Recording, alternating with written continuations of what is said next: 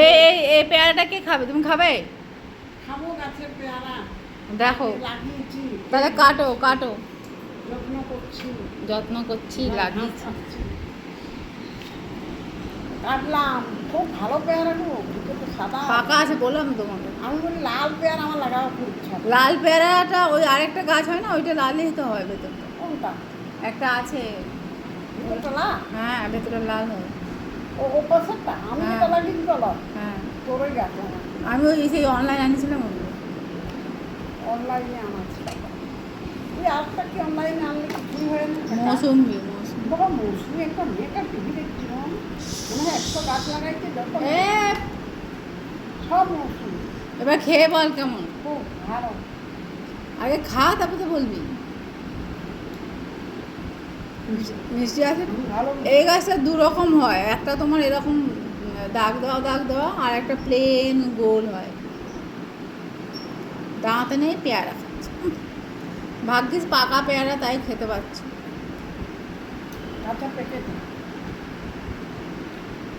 মিষ্টি মতো বলি। ওরা দেখে বলছে বাপ রে বাপ, তোমার বাগানে এত সুন্দর বাগান।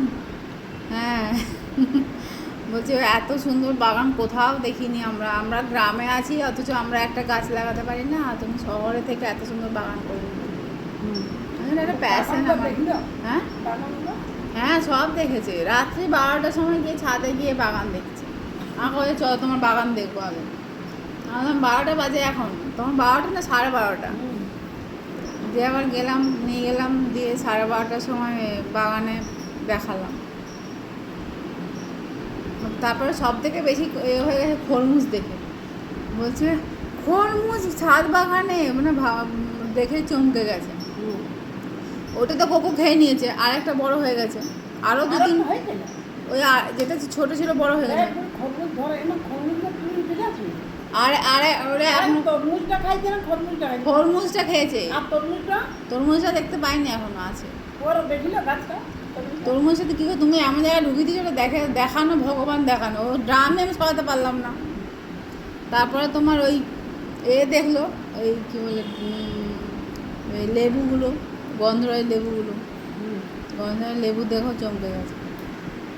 তো বলো আমার গাছের তোমার যাই হোক গাছের পেয়ারাগুলো কেমন খেলে বলো। খুব মিষ্টি। ব্যাস, খুব মিষ্টি টেস্টি বটে। হ্যাঁ স্বাদ আছে, বললাম না পেয়ারাগুলো সব করে স্বাদ আছে।